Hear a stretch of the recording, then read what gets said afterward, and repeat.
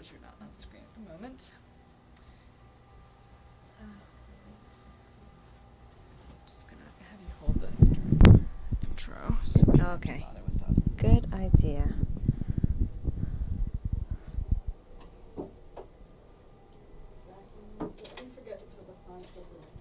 Okay. Okay.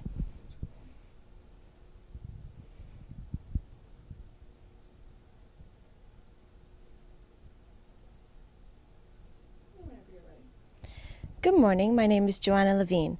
It's Monday, March 19th at 8:10 in the morning. I'm here with Mr. Andre Dennis at the University of Pennsylvania Law School to ask him a few questions about his career. Mr. Dennis, are you ready to begin? Yes. How do you find time to do this? It's hard I to bet. squeeze it in, especially I don't live in Philadelphia. Yeah, I know. You live in New Jersey, Yeah. right? Okay. So it's a little bit of a commute, but Mhm. I like it. It's very interesting to find out about what people's backgrounds are. And what year is this for you? My last year. Oh. What are you going to do? I'm going to work at Cleary Gottlieb in New York when Okay. I graduate. A lot of Penn students go to New York or the West Coast. It's true. You can start with Oh, okay. We're going to start by talking. I'm going to ask you a few questions about your childhood. Mhm. When and where were you born? I was born in Burton-on-Trent, England, in 1943. Where did you grow up? Well, we left England when I was 3 years old, so I grew up in the Philadelphia area. What part of Philadelphia? Not in Philadelphia proper. There's a little black community outside Philadelphia called Crestmount in Montgomery County, Abington Township. And most of my younger years were spent in Crestmount. How come you left England? Well, my dad was a GI. My mom was British. They met during World War II. And after the war was over, we came to this country. Do you still have family in England? I do. What part of your family? Well, my mother's side is in England. Excuse me. And I have a grandmother over there who's turning 99. That's exciting. Do your parents still live in Philadelphia? My mother does, in the Philadelphia area in Crestmount. Do you have any brothers or sisters? I have one brother and one sister, Are they older or younger? younger. How do you think you influence them? I don't know that I've influenced them. I think they are their own people, and we have a nice, healthy relationship. As a child, what were your hobbies? I like sports. I was in the Boy Scouts. As I became a teenager, I was interested in cars. And I worked, I wouldn't call that a hobby, but I worked ever since I was about 14. What was your first job? My first job was at a dry cleaners, Robert's 1 Hour Dry Cleaners in Willow Grove, Pennsylvania. A 1-hour dry cleaner. That's what they said. And actually, we could get things in and out within an hour. Wow. What other kinds of jobs did you hold during your childhood? Well, I worked at Roberts really until I graduated from high school in 1961. And then I worked for Standard Press Steel for a year because I didn't know what I wanted to do after high school. And I picked up odd jobs even before I was 14. Who were your role models or mentors during your childhood? I can't recall having role models per se. I remember Malcolm X. I can't say that he was a role model, but he sticks out in my mind. Frederick Douglass, I studied him, and he was important to me. I didn't have anyone in my community who I would call a role model, although my uncle probably would qualify closest. You said that you took a year off after high school because you weren't sure what you wanted to do. When did you decide what you wanted to do? Well, I really wouldn't call it a year off. When I worked in the steel mill, that was my future. I was going to be a steel mill worker. So I started there. I wasn't destined to go to college. No one in my family had gone to college, and there was a good friend of mine who was at Cheney University. And I became interested in college by visiting him at Cheney. You majored in political science while you were at Cheney University? Yes. How did you choose that major?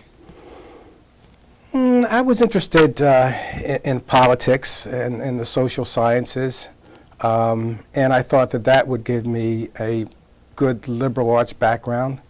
In the back of my mind, I had law as a possible objective. Were you aware when you decided to go to Cheney College that it was a school that was geared towards producing people that would act in leadership roles? Not really. And so you have to sort of understand where I was at that point. Mm-hmm. When I was in high school, no one came to me and said, "You're college material." My family didn't expect me to go to college. I was expected to work at that steel mill. And I chose Cheney because my friend was there. And it was great that I went to Cheney because I had a wonderful career at Cheney. But I didn't know a lot of the history of Cheney, about Cheney when I started. How did your family feel when you decided to go to college? My mom was pleased. On the other hand, if I had kept working at the steel mill, I would have brought money into the house, and it would have relieved immediately some financial obligations that she had. What activities were you involved in during college? I was involved in sports. I was involved in the debating club. I was involved in student government. You were actually student body president. I was. For 2 years. Right.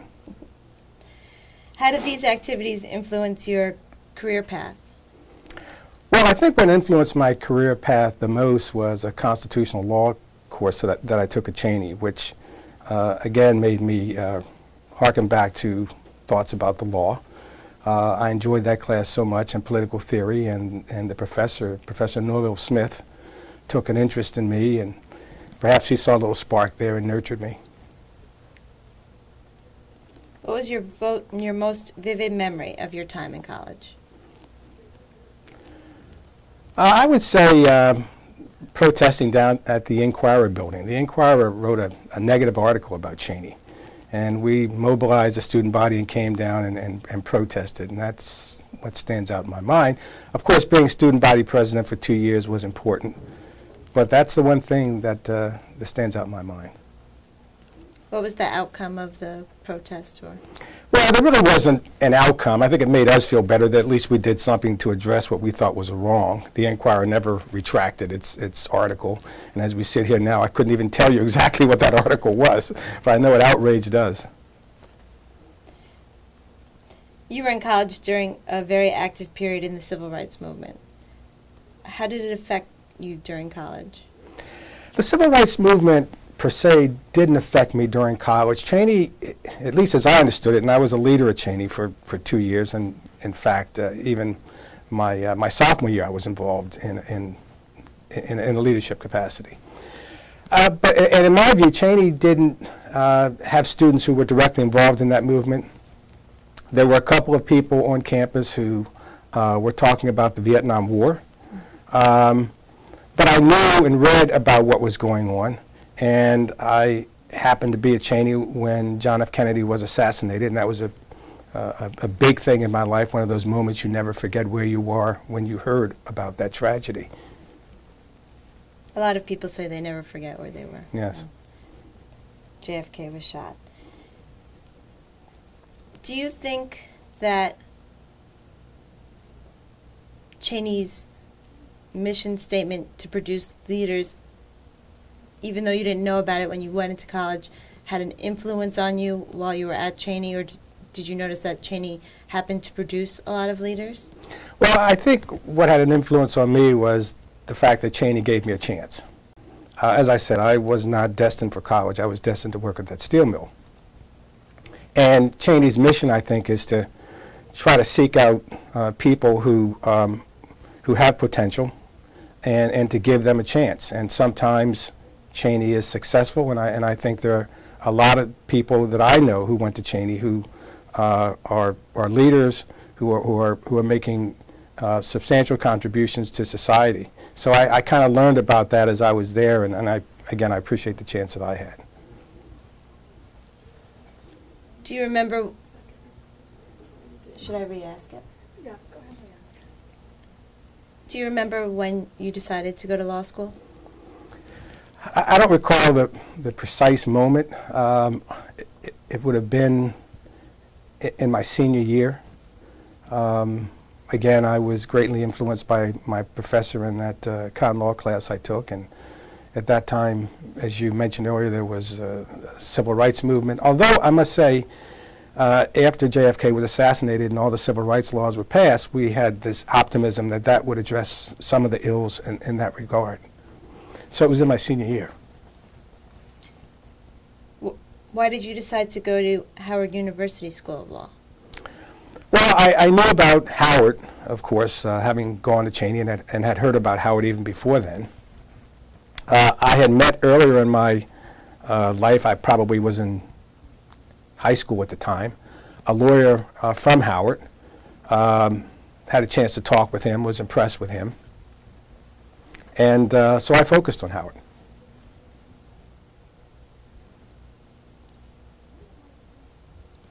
I'm not sure I knew whether Thurgood Marshall had gone to Howard at that time. Did you know that Jack Nesbitt, the president of Howard University at the time, when you were just graduating from Howard University School of Law, and I think he was a dean at the law school earlier, did you know that he was a constitutional litigator? Not when I was at Cheney, no. I didn't know about him or Charlie Houston or any of those great people who helped shape the civil rights movement and progress in civil rights in this country. Did you have an opportunity to meet him while you were at Howard? I met, yes, Dean Nesbitt. At that time, he was president of the university. I met Thurgood Marshall at Cheney. I don't know whether Dean Houston was alive or deceased. I didn't meet him while I was at the law school. Dean Houston had said that a lawyer's either a social engineer or a parasite on society. Do you see yourself as a social engineer? Well, if I have two choices, I see myself as a social engineer. But I don't know that I am solely a social engineer. I like to think that some of the cases that I've been involved in have been a benefit and will be a benefit to society. What role do you think lawyers should play in solving the problems of communities and or underprivileged citizens through the legal system? I think lawyers should be in the forefront of social change through the law. And I think that there's still many people who respect lawyers for that commitment and that ability. We hear a lot about the reputation of lawyers. I think it depends on who you speak with. Do you remember what being a first-year law student was like? I do. What do you remember about it? I was scared. I didn't know how I was going to do in law school. Had done well in undergraduate school.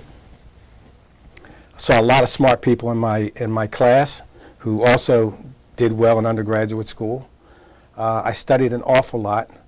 I immediately took to the law. I had and still have a love for the law. I spent many hours in the library studying, and I was fortunate enough to meet a fellow by the name of John Clay Smith, who was he was probably a third-year student when I was a first-year student, and John took me under his wing, and it helped me a lot during that formidable first year. It was a tough year.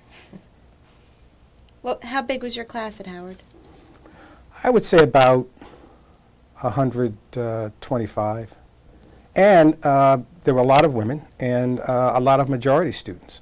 I would say probably a third of my class was majority, and maybe 15 or more women, which was a lot at that time. We're talking about 1966.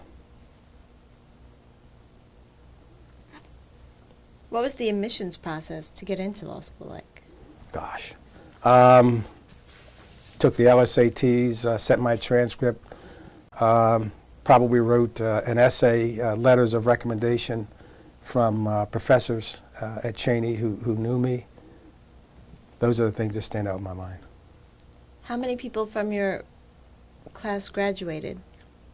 You don't have to give me an exact number. You could say most or half or...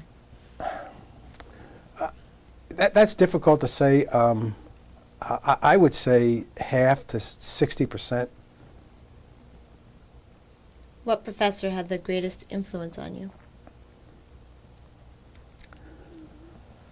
I guess a professor whom I never had a course with, a fellow by the name of Herbert Reed, and he would probably turn over in his grave if he heard me say that.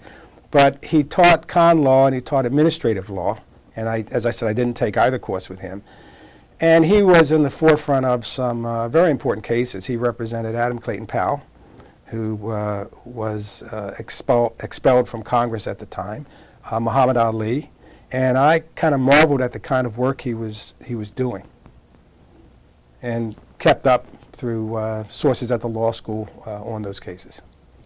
Did you ever speak with him? I did. What was your favorite class? Favorite class would have been con law. I really enjoyed that class and some of the challenges that constitutional law presents. What was your least favorite class? Property. How come? Well, I guess it involved ownership rights, and the law sort of sprung from a right of someone who owns property to maintain that property, and it sort of built around that premise. And I don't know whether it was the premise or the way it was presented, but I didn't like that class that much. You received the American Jurisprudence Award for academic achievement in 2 classes while you were at law school. Which 2 classes did you receive the award for? Evidence, and I think the other was in federal taxation. What did you think of these classes? I liked evidence. I really liked it a lot. Federal taxation, it was interesting. It wasn't one of my favorite classes. What did you like most about law school? The challenge of studying the law, the people. I got to meet Justice William O. Douglas while I was at law school. One of my professors knew him, and I remember gathering at that professor's house when Justice Douglas was there. As I said earlier, I met Justice Marshall. Washington is in the hub of activity, and you were sort of at the heart of things and felt the pulse of the nation. Was that the first time you had lived away from Philadelphia since you were a child? Yes, it would have been. How did living in Washington, D.C. compare to living in Philadelphia? A lot more black people in Washington. I mean, I was in the majority in the population for a change. At least I felt that way. Certainly, Howard was and is predominantly black. Although I'd had that experience at Cheney, it's not that way in the general population, of course, in Philadelphia. It wasn't that way at that time. Now things are changing demographically. How did law school prepare you for practicing law? I think law school gave me the tools to become hopefully a decent lawyer, and when I arrived at my firm, I just continued to learn as much as I could and absorb as much as I could, and I think without the fundamentals that law school provided me, and I guess some effort on myself, I studied in law school. I studied an awful lot. Some classmates of mine would have canned briefs. I would never use canned briefs. I guess some of them would laugh at me spending as many hours as I did in the library. It seemed to pay off. I hope so. You've worked at Stradley, Ronan, Stevens & Young since you graduated from law school. That's right. What made you choose Stradley? Well, I almost didn't come back to Philadelphia at all. I had interviewed in Chicago and New York, and I had clerked at the Securities and Exchange Commission during my second year, and I had an offer from the SEC. And Pennsylvania had a very bad reputation when it came to the bar exam and minorities passing the bar exam. And so a lot of us, I think, wanted to avoid that trauma.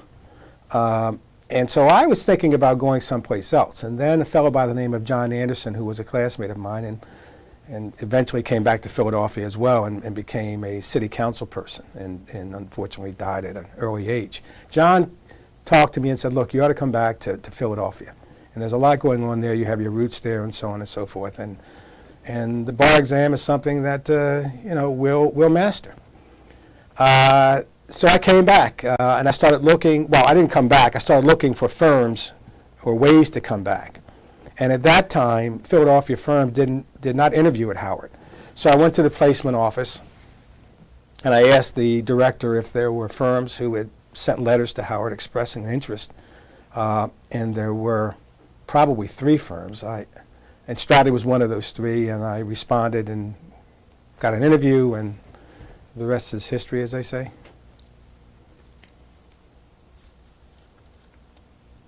When you started at Stradley, you were the first full-time black associate? When I started at Stradley, I was the first black employee, period. I don't think they had a secretary, a messenger who was black before I arrived. But the answer is yes, I was the first. That was quite a change, going from Cheney and Howard to going to a place, to a firm where you were the only black employee. Well, but not really. In my younger years, the schools that I went to, the public schools, were predominantly white. My mother is British. She's white. And so I felt very comfortable in that setting, or I would almost say any setting. So it really wasn't a change. In fact, I have a theory that I've espoused on occasion, that most African Americans who have gone through college, and those of us who haven't attended college, are sort of bicultural. We know the white culture, and we understand it.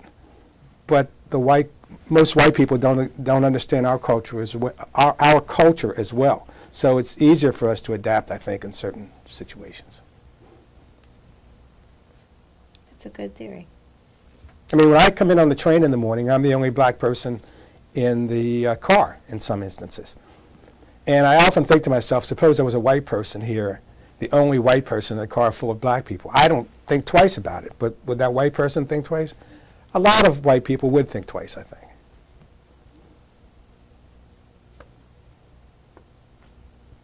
What was your first trial experience? Gosh. Probably in the criminal law area. A lot of people don't know this, but when I first started practicing law, I did criminal law work, even at Stradley. And I got into court as a result of that. As a matter of fact, I was what they call Defender of the Month. At that time, the Defender Association asked the large firms to loan the association associates. And I volunteered to be one of those associates, so I spent a month at the Defender Association and ended up trying non-jury cases in City Hall. How did you like practicing criminal law? I liked it. The reason why I stopped was, one, my firm is not a criminal law firm, so although it gave me the opportunity to get a courtroom experience, it wasn't something that I saw long range. And secondly, it was really gut-wrenching. I mean, practicing law is gut-wrenching enough if you're a litigator, and I suspect no matter what type of law you practice.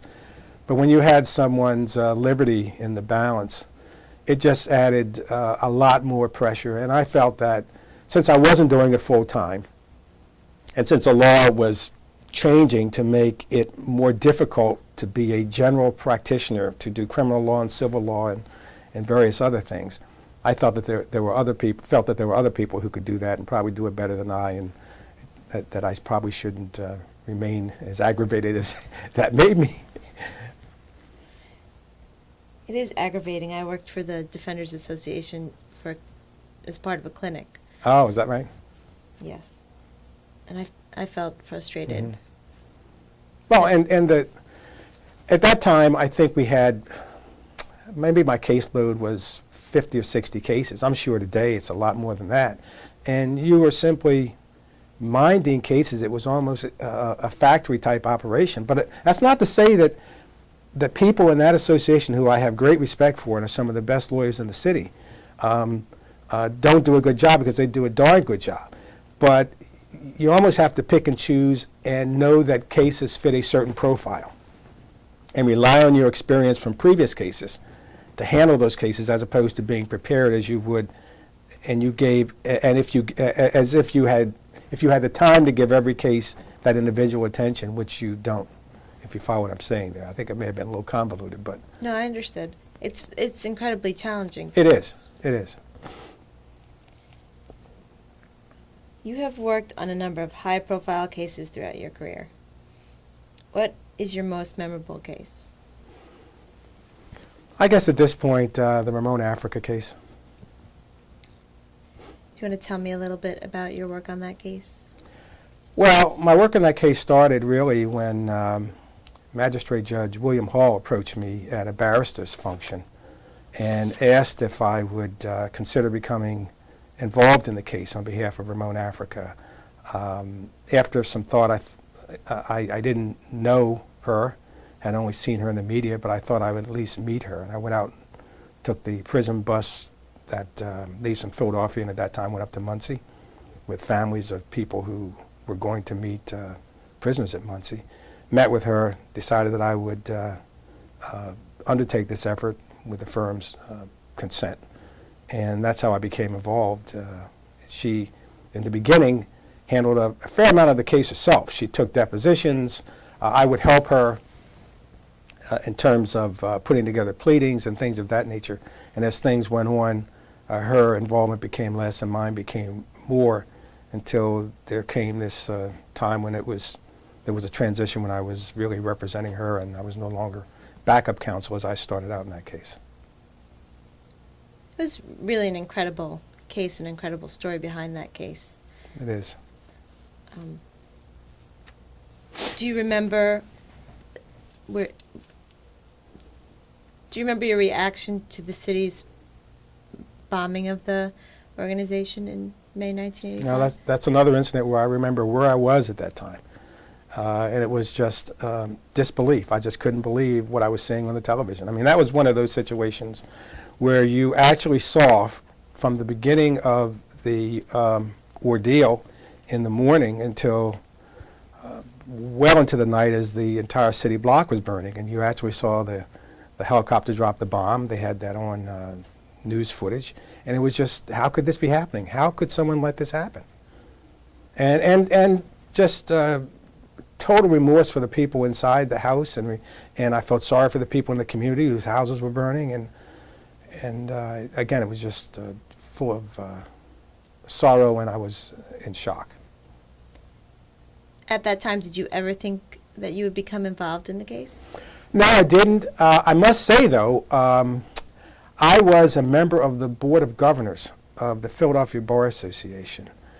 And when Mayor Good was putting together the MOVE Commission, I kind of thought that maybe there was an outside chance that my name might come up. I don't know whether it came up or not, but I wasn't chosen, and they had a great commission which did important work. Do you remember the Philadelphia's African American community's reaction to the bombing?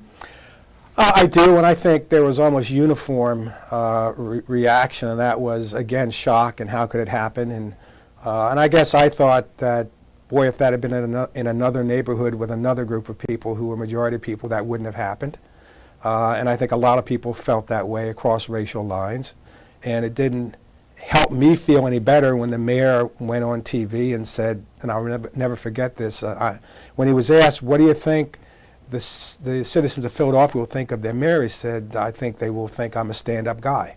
And that's a line that just for some reason sticks in my mind.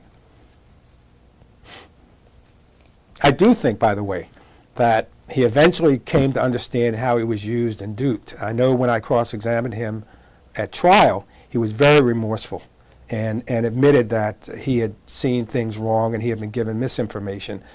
Unfortunately for him at that time, the newspapers treated him very rough, and they felt that he was simply playing to the community by, in their words, changing his view of history. In my view, he had understood how he'd been used and was willing to come out and say that on the stand. And I believed him. I believed he felt that he had made a mistake, and unfortunately something he has to live with. The case wasn't actually resolved until quite recently, about 5 years ago. Yes. Do you want to talk a little bit about the final outcome of the case and whether or not it was what you expected? Yes, but before I talk about the final outcome, let me sort of give you some other information about the case, if I may. The case was unique in many respects. We went up to the Third Circuit once before we got to trial on questions of qualified immunity and official immunity under state law. And if you read the opinion of the Third Circuit, there are 3 different opinions by the 3 different judges who constituted that panel.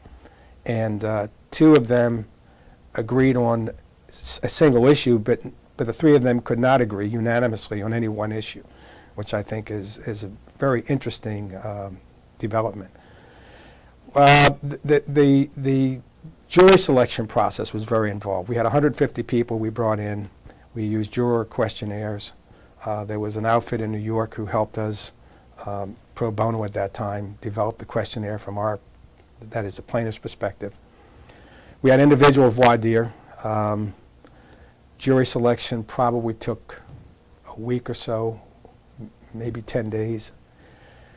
The trial took over a month, and when everything was concluded at trial, the civil jury took over a week, maybe as long as 10 days to reach a verdict, which again is virtually unheard of in a civil case. In fact, even in criminal cases, and I can look at what happened recently in New York, and it didn't take them that long to decide whether that person who was on trial in New York was guilty or innocent.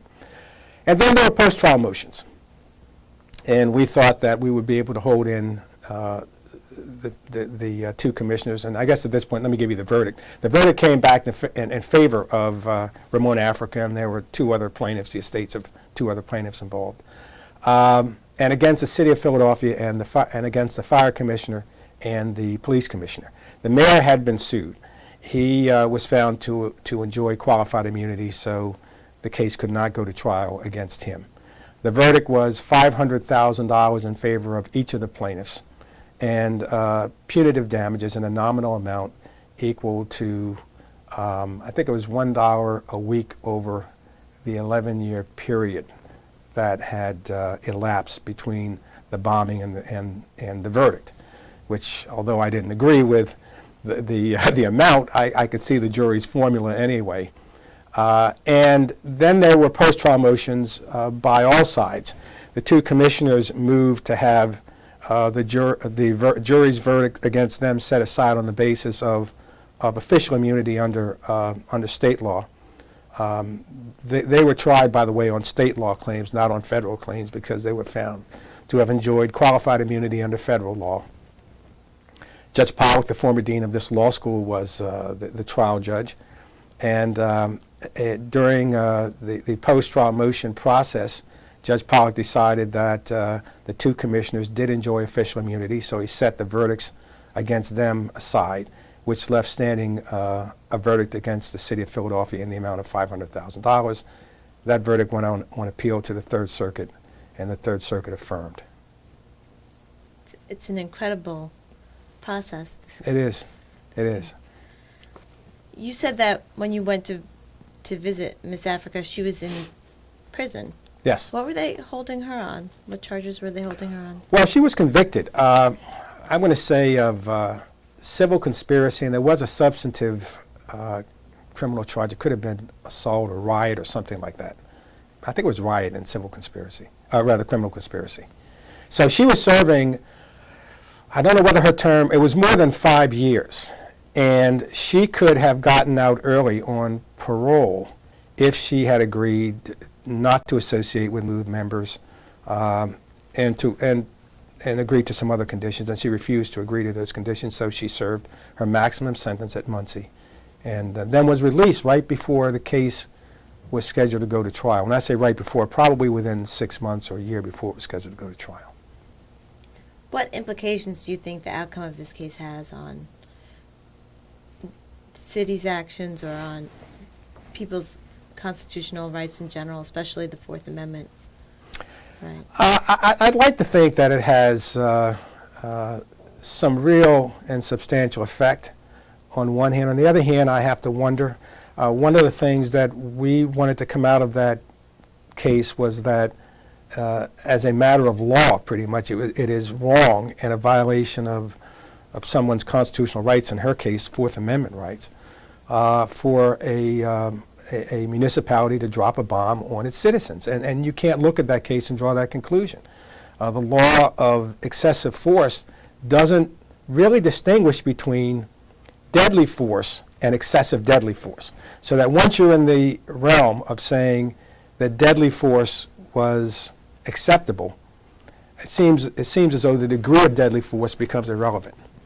And that troubled me and still troubles me, because I think there's certain things. For example, I don't think in civilized society a government or a police department should use fire as a weapon against someone accused of a crime. To sit back and say, I'm going to burn that person out because if I have the right to shoot that person if that person showed himself or herself. So therefore, since I could shoot that person, I should be able to burn that person. And I happen to disagree with that. I also am troubled by the fact that when we talk about recent tragedies in terms of loss of life involving police action, we don't talk about the MOVE situation that much. I mean, you hear about David Koresh, you hear about Ruby Ridge, and people seem to be outraged about those things, but in the same breath you don't hear and the MOVE situation in Philadelphia. So I hope there are lessons that have been learned. I think here in Philadelphia, I would like to think that it would be highly unlikely for that to repeat itself, that particular kind of tragedy to repeat itself. But I guess time will tell. This case encouraged you to persuade your firm to commit to developing a strong civil rights practice. Yes. How is that idea received within Stradley? With some reluctance. But on the other hand, I think when you're a winner, everybody likes a winner. I mean, this was a very difficult case that most people, if you had asked them to predict the outcome of the case, would have said that Ramona Africa is going to lose, and there's no way she's going to win that case. So I think the firm was influenced by the fact that we did something that was unexpected, that is to win that case, or she did. And also, I guess at that time the firm had a sense of where I thought my future should be, and it wasn't trying insurance defense cases. So the firm agreed for us to pursue this practice. How has the practice grown since the Ramona Africa case? It's grown quite well. I think the challenge is to finalize some big cases that we have going. I mean, there are only so many cases we can carry on our inventory of cases at any one time. We had 3 people in the practice group. One of my valued colleagues left and went with another firm. And so my colleague Danielle Banks and I are the group. We have associate assistants from time to time, and we're looking to bring in another third associate soon. What direction do you see the civil rights practice of Stradley Ronan heading in? Well, I hope up. Again, I think it really depends on some very important cases that are now pending. Our case against the NCAA is one that's had a very circuitous route through the courts. I'm now waiting to hear from the Third Circuit any day as we sit here. I could go back to my office and have a decision from the Third Circuit. But we have to win some of these cases, and it's difficult for civil rights cases. Civil rights cases are very difficult cases to win. You have, in my experience, juries, if you're talking about Eastern District juries, who are predominantly suburban, rural, not many faces of color on those juries, who want to believe that society is at the point where it doesn't do those things, and who look for an excuse to justify a person's action, an excuse that would be something other than discrimination. You have situations where, because of judicial precedent, it's harder to get your counsel fees out of those cases if you are a prevailing party. So all those things sort of coalesce to make a pretty formidable challenge out of civil rights cases. What can you tell me about the case against the NCAA? That case, I think, has a potential of being a far-reaching case in terms of standardized testing and how standardized testing can be used and how it can be misused.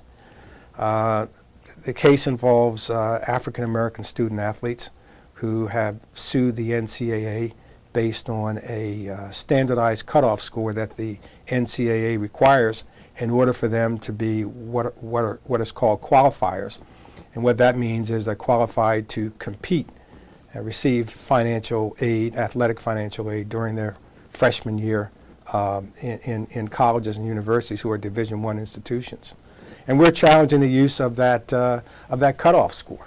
We believe it's a misuse of the SAT.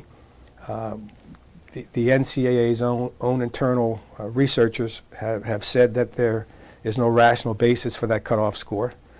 We won at the district court level. Of course, the Third Circuit reversed on what I refer to as jurisdictional grounds. Excuse me.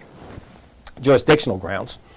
And we now have asserted, or want to assert, a claim of intentional discrimination. The first claim we asserted and prevailed on was a disparate impact claim. And we went back to the lower court, and the lower court said, no, I already ruled that the NCAA's motivation was not based on race, so you can't assert that claim. And now we're back before the Third Circuit, as I mentioned earlier, waiting for the Third Circuit's view on whether we should be able to assert that claim. It's incredible. And I think the reason why this case is important beyond student athletes is, as we move toward, like it or not, this, well, let me rephrase that. I think everybody would like to see a colorblind society. The question is, how close are we to that goal of being a colorblind society? And as we move toward that in theory, by that I mean a lot of people are saying now, no, we have to make decisions based on merit, and we shouldn't take into account race. It becomes more important to focus on what standards are used to determine merit, and whether they're fair standards or they're discriminatory standards, and if they're discriminatory standards, whether that discrimination, which is a part of the standard, can be addressed and removed. And that's a part of what the NCAA case is about.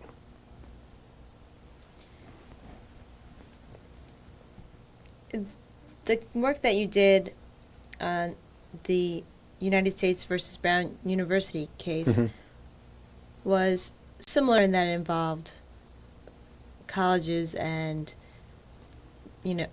financial aid, but the focus was different because MIT was actually attempting to increase financial aid to minority students by using the Ivy overlap group. Right. Can you tell me a little bit about the Brown University case?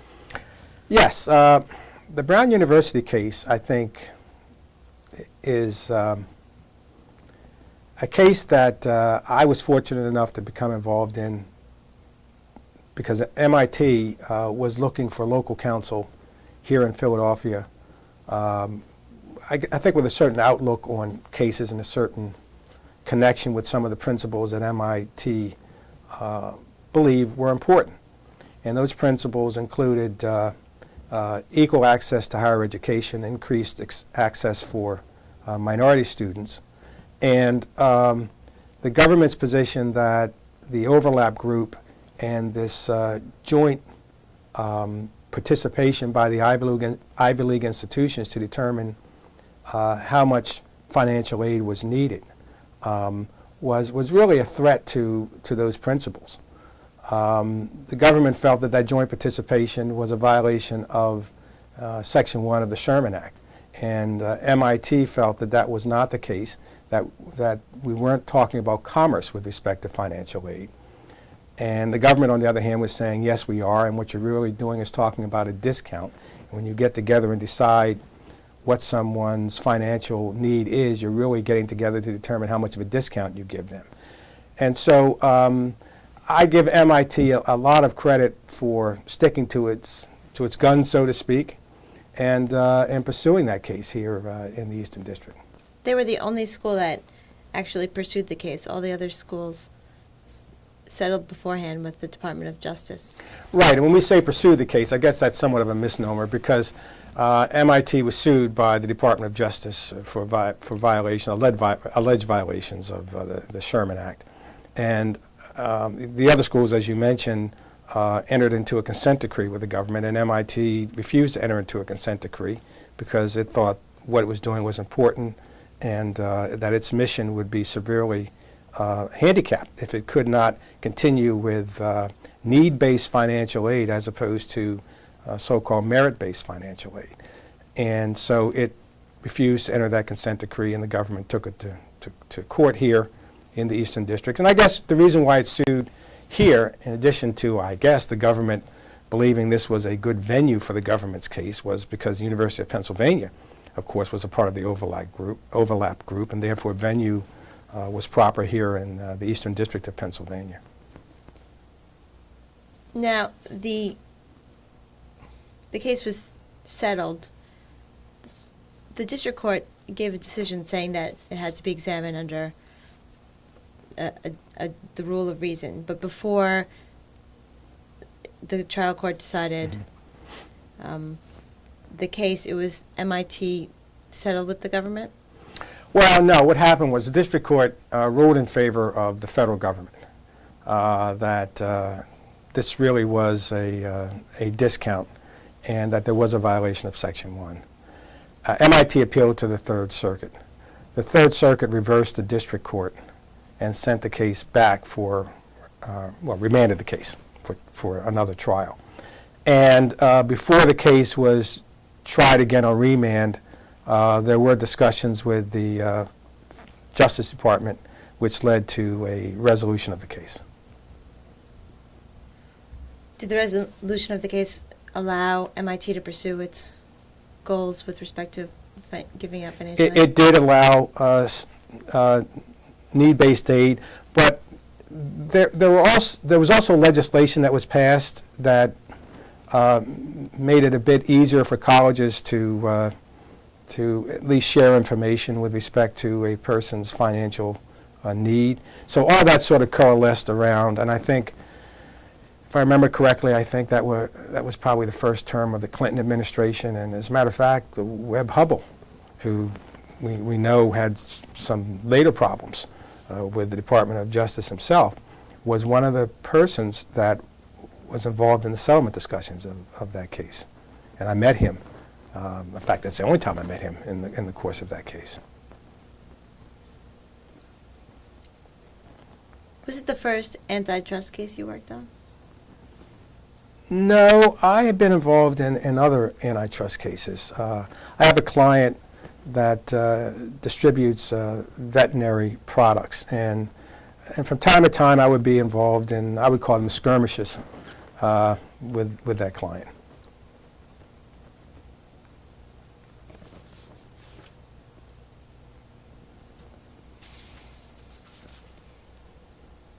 Do you think the civil rights movement has lost its momentum?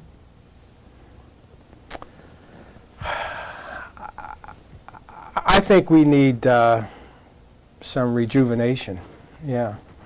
And I don't know whether it's because of the way the judiciary is looked upon now as opposed to the way it was looked upon back in the, I say the 60s. I mean, the 50s was sort of a time of transition where there became a civil rights movement, if you will, in the late 50s, moving into the 60s. But I think we've sort of reached a point where there's some stalling. Yeah. Do you think the stalling is at the judiciary level or at what level? I think the judiciary has something to do with that, and it goes back to something I said earlier, how difficult it is to prevail in cases, in civil rights cases. So I think that there are people who want to do civil rights work but realize it's difficult to make a living doing civil rights work.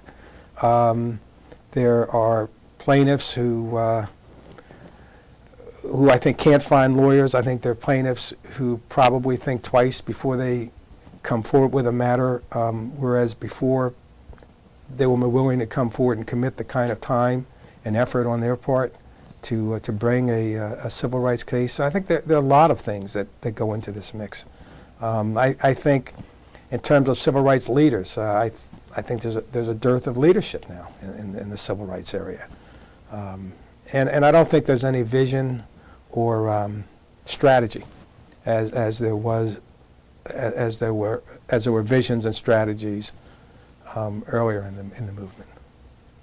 Do you think that people will start looking towards the judicial branch to regain the momentum of the civil rights movement?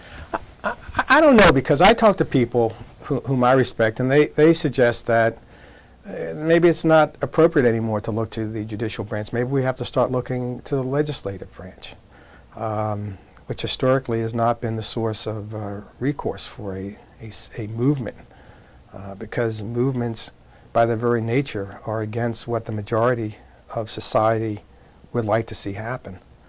And the legislative branch represents the majority of society. So, and then I read an article, maybe it was over the weekend, the judicial openings that need to be filled, and now, so this article says there's some question as to whether the present administration will use the American Bar Association as a screening mechanism, as it's done in the past, in an effort to get more strict constructionists and conservative jurists.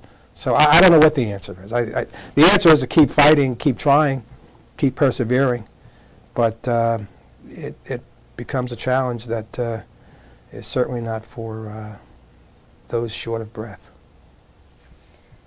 Do you think part of the reason the civil rights movement has lost momentum is because, as you said before, people like to think now we're living in a colorblind society, or more of a colorblind society?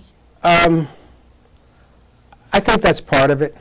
I think that is a convenient way to try to put things aside and not deal with them. As I said earlier, everyone would like to, well, not everyone, but rational people and people of goodwill would like to see us at a point where there truly is a colorblind society. And on a philosophical level, when you point to that as a goal, certainly you have to agree with that. But of course, the question is, how far are we away from that goal? And again, I think it's convenient for a lot of people to say we're not that far off, and we've done enough, and all we can do through the enforcement of laws to help or to ensure that we get there.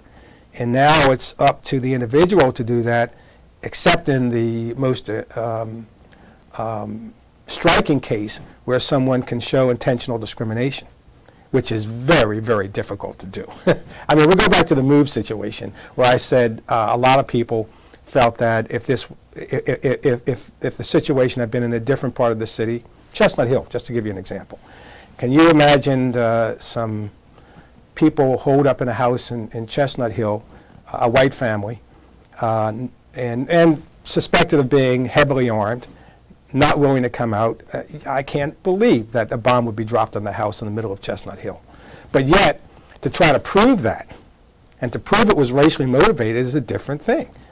So that my gut and my intuitive feeling doesn't account for a hill of beans when I have to prove that at trial, and I bring in the policymakers and ask them what motivated them, and they will give me reasons other than race, and so therefore I can't prove race. And that is exactly what happens in a lot of civil rights cases involving racial motivation or racial discrimination. That's a challenge, to prove that race was a motive. How else do you think, aside from trying to work through the judiciary to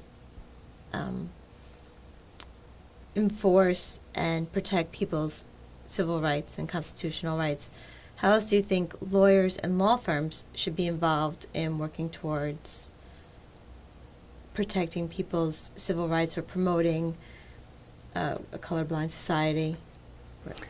Well, I think lawyers and law firms have to look at themselves and look critically at themselves to see that they're doing as much internally to make equal opportunity a reality, and I don't think we are doing as much as we can do. But beyond that, I think we need to commit a portion of our resources to fight discrimination as a societal goal, and look beyond the bottom line. And that's very difficult to get a law firm to do today because of the pressure to increase and enhance the bottom line. We have the American Lawyer.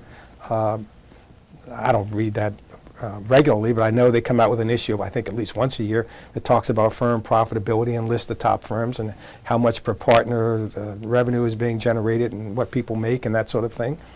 And I think a lot of people in law school make decisions based on that. And I think the people in law school who want to do more to help society are looking for a place to go so they can make a good living and yet pursue that societal goal of true equality. And the question is, are law firms making room for those people who want to do that? And I think if law firms did that, we would have a sort of a next generation of lawyers to carry forward some of this important work. And even though the judiciary excuse me, is not as receptive as it has been before to civil rights cases, we still have to continue to push, and we still have to bring those cases before the judiciary.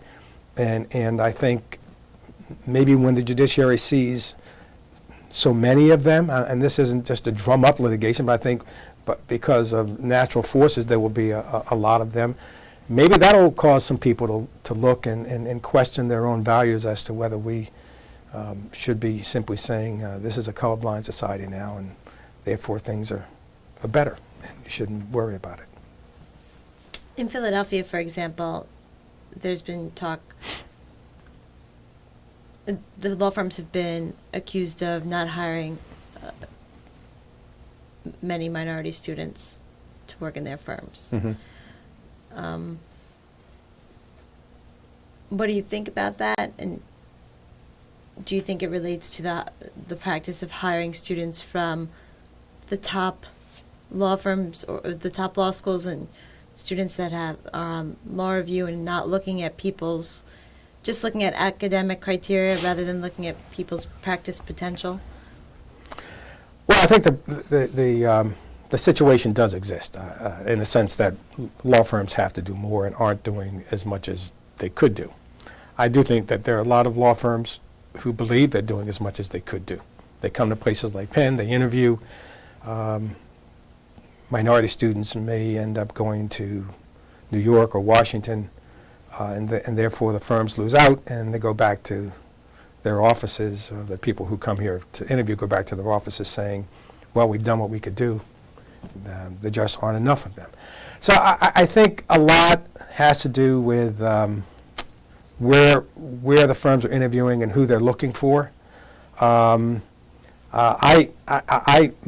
believe that there isn't a great deal that separates someone, let's say in the top third of his or her class, and this is an arbitrary figure for purposes of this discussion, and someone in the top 10%. And that there are a lot of law students in the top third, let's say, who will do as well or better than students in the top 10%. Because we know that in the real world of practicing law, it's just not academics. There are other factors that go into whether you become a good lawyer or not.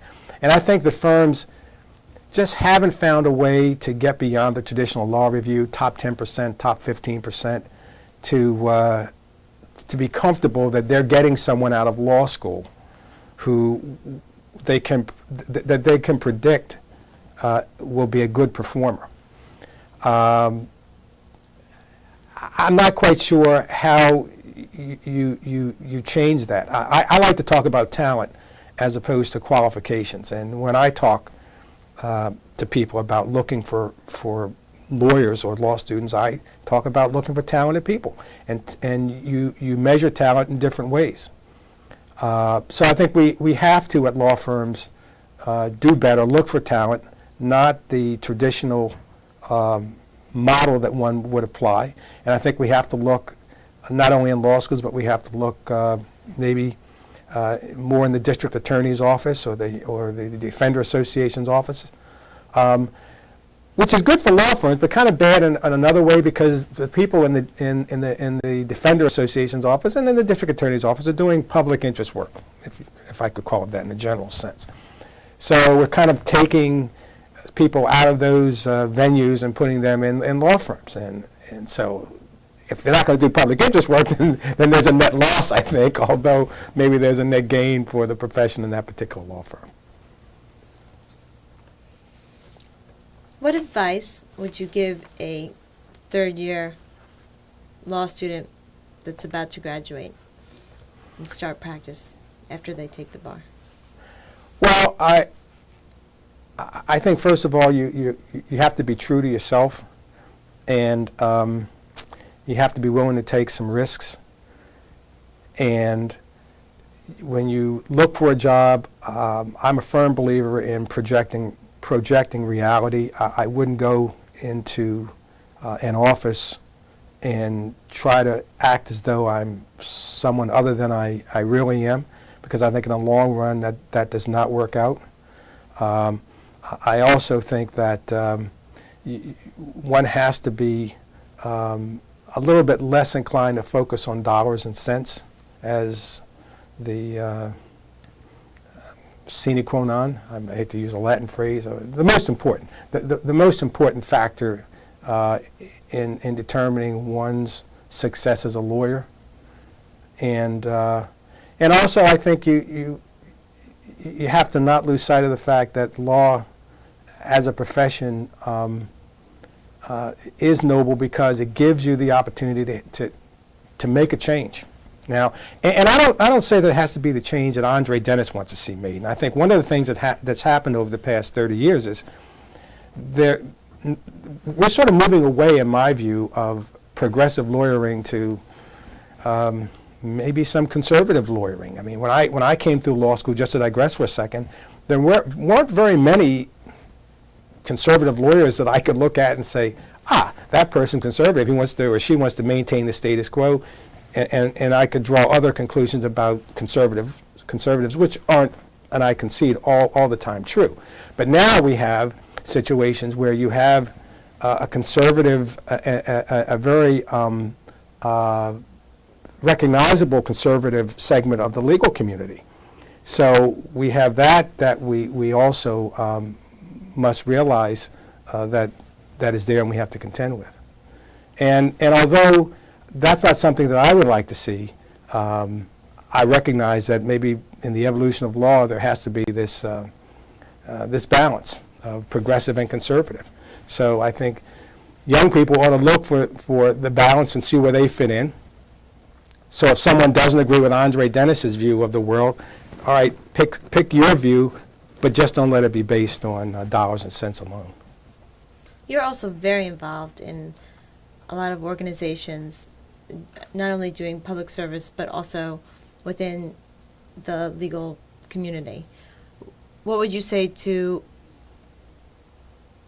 any lawyer today, actually, about what degree of involvement they should have in their community, in their local community and within the legal community? Well, again, I certainly think there should be a high degree of involvement. I mean, obviously, this is subjective. But I think that's, again, a part of being a lawyer and the responsibility of being a lawyer, to be involved in the community, to be involved in adopt-a-school programs. Because I think the way to help society is not just through the law, but through other ways to help less fortunate people in society. And I think that there's a high amount of personal satisfaction that can be gained from that, and put some balance in your life that just won't come from working from dawn to dusk in a law firm and taking home as many dollars as you can take home. Thank you very much, Mr. Dennis. Thank you.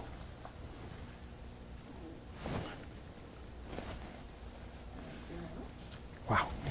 It's always so hard because I